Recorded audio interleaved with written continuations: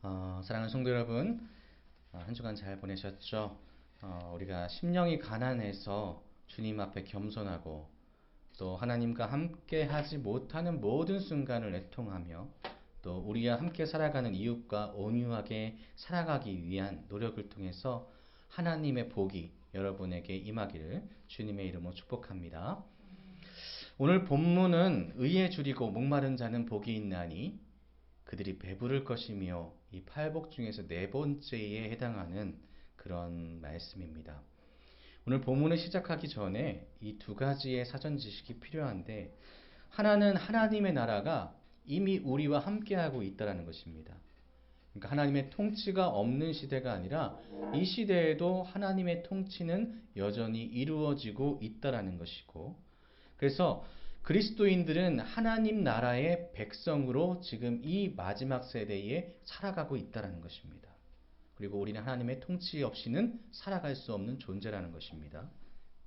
또 다른 하나는 오늘 본문 앞서 있었던 첫 번째 복부터 오늘 네 번째 복까지 우리가 이미 받은 것이다 라고 생각하시면 됩니다.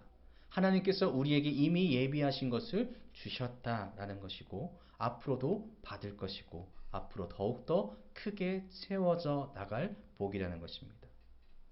심령의 가난, 또 애통, 온유는 겸손하고 낮은 자세로 하나님께서 주시기 그것을 바라고 기다리는 그런 마음이 필요한데, 이 앞에 있는 네 가지의 복은 하나님으로부터 우리에게 내려지지 않으면 절대로 받을 수 없는 복이라는 것입니다. 그래서 우리가 겸손하게 정말로 계속해서 낮춰지라는 그 메시지를 이 팔복에서 이야기하고 있다. 그래서 이 마지막 주제인 의로움, 이것도 하나님으로부터 받는 것이다. 이 두 가지를 먼저 기억하셨으면 좋겠습니다.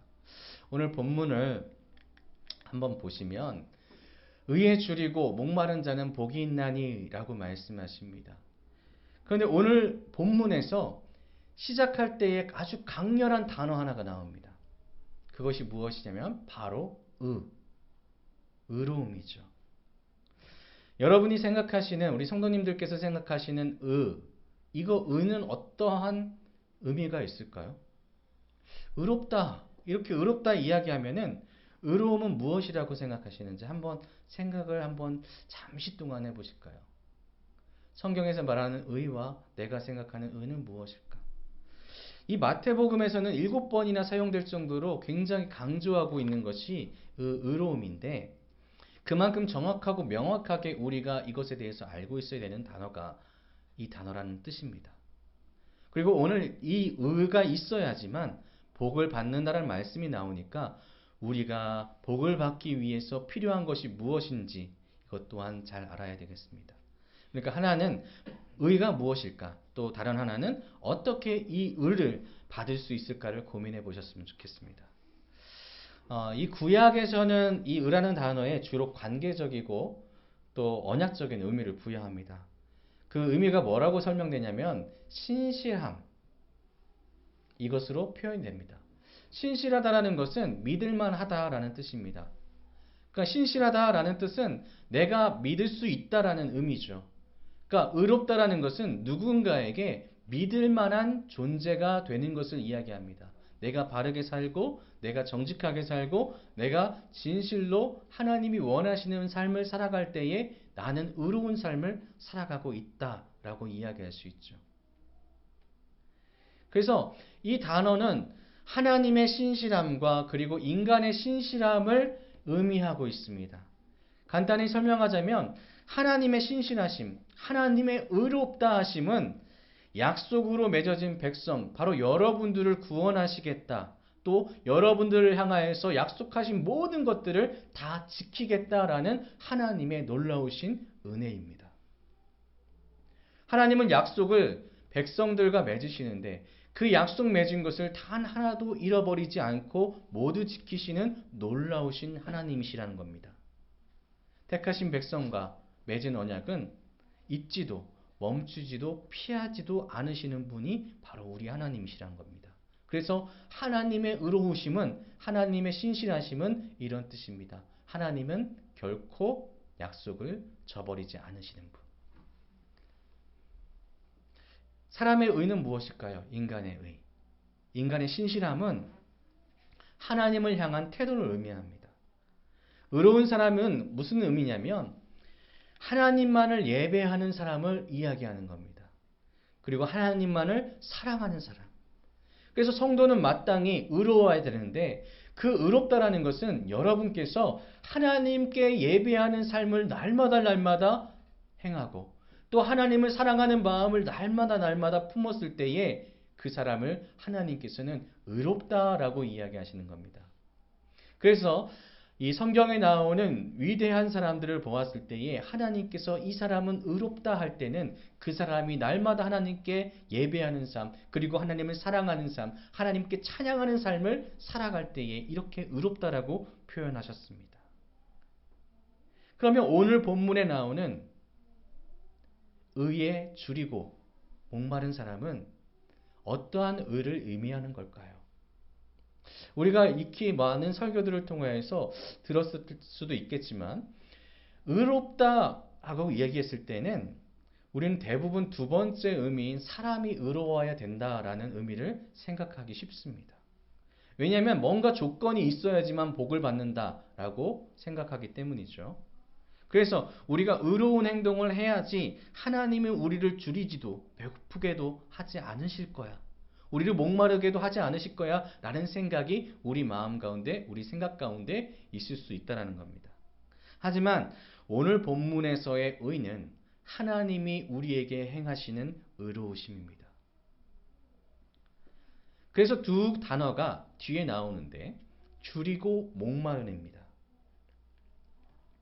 줄이고, 의에 줄이고, 의에 목마른 사람. 내가 의를 행해서 복을 받는 것이 아니라 하나님께서 내게 약속하신 그 구원의 약속, 하나님께서 내게 약속하신 그 천국 소망의 약속을 내가 간절하게 바라고 바라는 것. 이 사람이 하나님의 복을 받는다는 것입니다. 하나님의 약속을 믿고 하나님의 구원하신다는 그 하나님의 놀라우신 말씀을 우리가 의지해서 우리의 삶 가운데 날마다 주의 말씀을 이루어질 것을 나는 믿습니다. 나는 믿습니다. 하나님 나를 구원하소서, 하나님 나를 이끄소서, 하나님 나와 함께 하소서 하는 이가 하나님의 복을 받는다라는 것입니다. 우리가 야곱과 요셉 이후에 이스라엘이 이집트에서 종으로 살았죠. 430년 동안 그들은 이집트인들에게 종으로 낮춰지고 혹사당했습니다. 주눅들고 자존감도 떨어지고 그들은 하나님께 이제 부르짖습니다. 뭐라고 부르짖냐면 하나님 어느 때까지입니까? 하나님 우리를 구원해 주십시오. 하나님께서 분명하게 우리에게 400년이라고 말씀하지 않으셨습니까? 하나님의 약속을 우리는 기억합니다. 하나님 나를 도우소서, 우리를 도우소서. 그래서 이 사람들은 하나님의 구원을 갈망하고 또 갈망했습니다. 그리고 어떻게 됐습니까? 언약을 지키시는, 약속을 지키시는 하나님께서 그 이스라엘 백성을 그 이집트로부터 빼서 옮기는데 하나님께서 10가지 재앙을 내리시고 또 홍해를 가르시고 온갖 기적을 통하여서 그들을 인도해 내시는 하나님의 인도하심, 실제로 하나님께서 행하셨다는 것입니다. 하나님이 그들이 광야를 지날 때에 그들에게 준비된 게 무엇이 있겠습니까? 급하게 나올 수밖에 없었습니다. 군대가 쫓아오기 때문에 뭘 준비할 수도 없었습니다. 그들이 가지고 있었던 모든 것들은 부족할 수밖에 없는 곳, 광야. 광야는 갈증과 배고픔이 가득한 곳입니다. 그런데 하나님께서는 어떻게 하셨냐면 그 갈증과 배고픈 모든 것들을 해결해 주셨다는 것입니다. 먹고 마실 것이 없는 그들에게 무엇을 주셨습니까? 만나와 메추라기를 주셨죠. 그들이 낮과 밤에 추위와 또한 더위를 정말 고통 가운데 경험하고 있을 때에 하나님은 백성을 생각하여서 불기둥과 구름기둥으로 해결해 주셨습니다.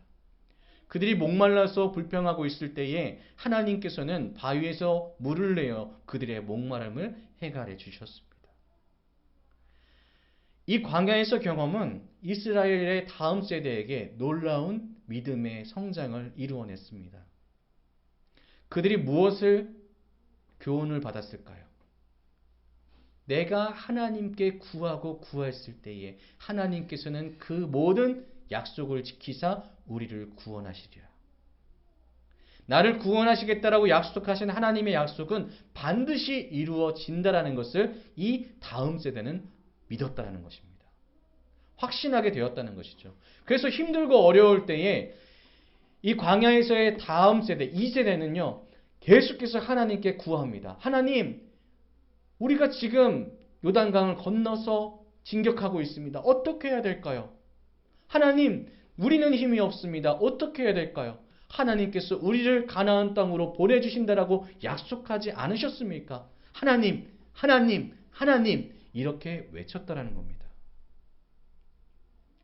백성들이 왜 이렇게 외칠 수 있었을까요? 그것은 하나님께서는 반드시 약속을 지키시는 분이기 때문입니다. 사랑하는 성도 여러분, 여러분이 믿고 있는 하나님께서는요, 약속을 지키시는 하나님이십니다. 여러분 믿으시나요? 여러분 믿으시나요? 하나님께서는 여러분을 구원하신다고 약속하셨습니다. 어느 곳에 있든지 함께 하신다라고 약속하셨습니다. 나를 구하고 나를 찾고 나를 향하여서 문을 두드릴 때 내가 그 모든 것들에 반응하고 대답하고 함께 하겠다 라고 말씀하시는 분이 우리 아버지 되시는 하나님이시라는 겁니다. 우리의 왕 되신 하나님이십니다. 우리가 지금 살아가고 있는 세상에서는 믿음이 점점 사라지고 있죠. 믿는다라는 단어가 어울리지 않는 세대가 됐습니다. 내 친구가 나를 배신하는 세대, 그리고 내 가족마저도 서로를 향하여서 칼부림하는 세대가 됐습니다. 하루하루 사람들이 아파하는 신음소리가 쌓여져 가고 있다 보니까 서로의 말을 듣는 것보다는 내가 아픈 게 우선이 되어버렸습니다. 돈을 찾아가는 사람들, 그 비리가 정말 엄청난 그 소식들을 들을 때마다 내가 정직하게 살아서 뭘 할까? 저 사람들은 잘못하고도 떵떵거리며 살아가는데 나도 저렇게 살아가야 되겠다라는 그런 마음이 우리를 유혹하는 그런 세대에 살아갑니다. 그래서 사람들이 어떻습니까? 요즘에 화가 이 안에 가득하죠. 그래서 조금만 나한테 위해를 가한다, 시비를 건다 싶으면은 바로 폭력으로 이어지는 세대가 지금 세대라는 겁니다. 문제는 이러한 모습을 우리 아이들이 보고 자라고 있었고, 그런 모습을 보고 자란 아이들이 지금 또한 세대 가운데, 세상 가운데 나오고 있다는 것입니다. 하루하루가 멀다 하고 중어 범죄가 넘쳐나는 이유가 바로 이것입니다. 희망이 없어졌습니다. 요즘 그 복지센터나 이런 데 가보면 상담하시는 분들이 굉장히 힘들어 하십니다. 왜냐하면 이 안에 쌓여있는 게 너무나 격렬하거든요. 그래서 유행하는 것이 있지 않습니까? 오은영 선생님의 금쪽 상담소, 뭐 이런 여러 가지 상담이 필요한 이들을 찾는 프로그램까지 계속해서 나옵니다. 왜냐하면 세상이 그것을 요구하게 되었기 때문입니다. 세상에 그만큼 화가 쌓였고 그만큼 어려워지고 있기 때문이죠. 울부짖는 사람들이 늘어났기 때문입니다. 얼마 전 뉴스에서 이런 기사를 보신 적 있으십니까? 사흘간 3명이 같은 다리에서 자살하는 사건. 단 한 장소에서 3일 동안 3명입니다. 무엇이 그들을 그곳으로 이끌었을까요? 그들에게 희망이 없기 때문입니다. 늘 배고프고 늘 목마르고 늘 갈망하나 그것을 온전하게 채워줄 존재를 이 사람들은 알지 못하기 때문입니다. 그리고 무언가 있다 한들 돈이든 명예든 그것이 믿을만하지 못한다는 것, 우리는 알고 있기 때문입니다. 언제든 돈은 배신할 수 있죠. 명예는 배신할 수 있습니다. 사회의 모든 것들은 배신할 수 있다는 겁니다. 그러니 모든 이들이 불안해하는 것이고 희망을 자꾸만 꺾여 나가게 만드는 것입니다. 하나님을 믿지 않는 사람들만의 이야기일까요? 제가 부교육자 사역을 하면서 저는 이제 성도님들하고 이야기하는 것을 좀 좋아하는 편이었습니다. 그래서 상담하는 경우가 좀 많았는데 어떤 분이 이런 얘기를 하셨어요.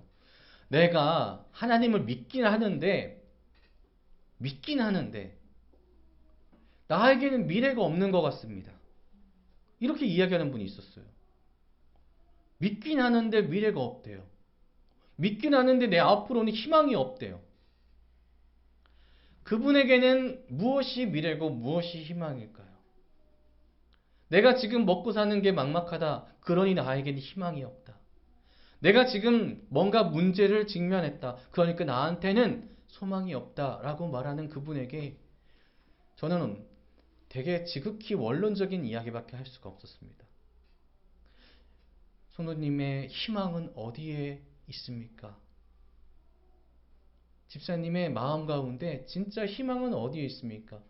우리가 지금 믿고 있는 믿음으로 나가는 성도라고 이야기하고 그리스도인이라고 얘기하는데 우리가 정말로 바라봐야 될 것을 우리는 바라보고 있습니까? 집사님, 우리가 바라봐야 될 것은 하나님입니다. 하나님의 약속을 믿지 않기 때문에 우리의 심령이 흔들려서 희망이 없다, 소망이 없다, 미래가 없다라고 이야기하는 겁니다. 여러분에게 하나님께서는 약속하시지 않으셨습니까? 여러분의 미래를, 여러분의 소망을, 여러분의 희망을 하나님께서는 분명하게 약속하셨습니다. 천국 소망을 가지고 살아가는 이들은 좌절할 수가 없습니다. 왜냐하면 지금 이 세대가 끝나더라도 나는 하나님의 약속 가운데 하나님의 찬란한 나라에 들어갈 것이기 때문입니다. 참된 희망과 소망은 오직 하나님을 향했을 때만 해결될 수 있습니다. 우리 안에 있는 배고픔과 또 우리 안에 있는 주림은 하나님으로부터밖에 해결될 수 있지 다른 어떠한 방법도 없다라는 겁니다. 욕심은 끝이 없죠. 끝이 없습니다. 우리의 세상적인 욕심은 끝이 없습니다. 계속해서 달려가는데 달려가다 지칠 수밖에 없습니다. 하지만 하나님을 향한 믿음은 성장하면 성장할수록 우리 안에 평안을 주고 기쁨을 주고 희망을 주고 회복을 주는 줄로 믿으시길 바랍니다. 하나님께서 약속하신 거 여러분 믿지 않고 계십니까? 믿고 계시죠? 여러분 하나님께서 약속하신 거 반드시 이루시리라 여러분 믿으시죠?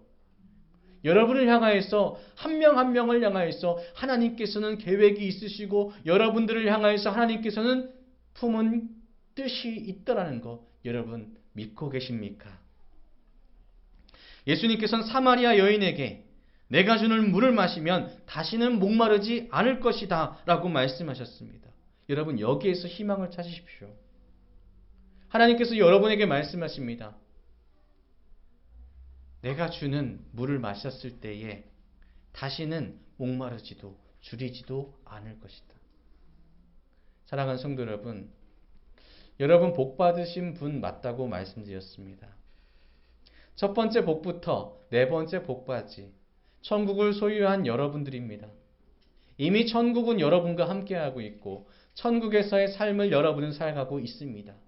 여러분 그런 복받은 여러분이 세상에 휩쓸려서 내 소망과 희망을 꺾어서야 되겠습니까? 사실 오늘 본문을 하나님을 믿지 않는 누군가가 본다면 우리에 대해서 매우 부정적으로 어리석은 사람이다 라고 놀릴 수도 있을 겁니다. 뭔데 그렇게 희망적이야? 뭔데 그렇게 소망을 품으며 천국이 눈에 보이지도 않는데 어떻게 믿어? 하나님을 의지하는 것이 허망해 보이고 대체 무엇을 보고 그렇게 간절해야 되는지 이해가 되지 않는다면서 비웃을 수도 있습니다. 그러나입니다. 성도의 삶은 그러나의 삶입니다. 세상이 아무리 우리에게 손가락질을 하고 우리를 비웃을지언정 그러나 우리는 하나님을 믿고 의지하는 사람입니다. 우리는 하나님을 알고 나아가는 사람이기 때문이죠. 우리는 하나님을 알 수 있습니다. 그분이 우리에게 알려주셨기 때문입니다. 하나님 모르시는 분 여기 계십니까? 아시잖아요. 하나님께서 우리에게 알려주셨습니다. 분명히 밝히셨습니다. 신실하신 하나님. 우리가 믿을 수 있는 나의 아버지. 내가 따를 수 있는 나의 왕. 그리고 나를 구원하시기로 약속하신 약속의 하나님. 하나님의 의로우심을 믿으시며 갈망하시길 바랍니다. 내가 줄이고 목마른 것은 하나님이 내 약속을 지켜주시겠다라는 소망으로 품으시길 바랍니다. 그래서 오늘 우리에게 약속하신 하나님의 말씀을 들으며 우리가 6절을 이렇게 표현해 보려고 합니다. 하나님이 내게 약속하신 구원을 향하여, 생명을 향하여, 천국을 향하여 믿음으로 갈망하여 줄이고 목마른 자는 복이 있나니, 우리 성도들은 하나님의 은혜로 인하여 넘치도록 배부를 것임이요. 아멘. 하나님께서 여러분에게 약속하신 배부름은 그냥 단지 우리의 육체적인 허기를 가시게 하는 것으로 끝나는 단어가 아닙니다. 그냥 맛만 보는 것이 아닙니다.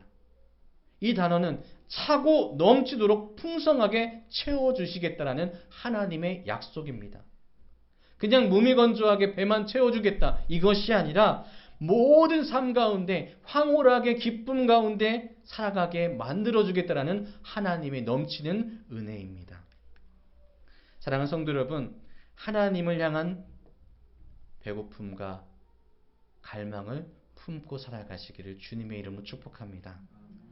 더하여 하나님이 주실 복을 받아서 은혜의 풍성함 가운데 날마다 배부름 가운데 하나님 내가 배가 부릅니다. 하나님 주님의 은혜로 내가 늘 기쁩니다. 하나님 내가 충만한 주님의 놀라우신 부어주심 가운데 찬양을 안 할 수 없습니다. 이렇게 살아가셔서 천국 시민으로 그리스도인으로 살아가시는 여러분의 삶이 되시기를, 복받은 자가 되시기를 주님의 이름으로 축복합니다. 기도하겠습니다.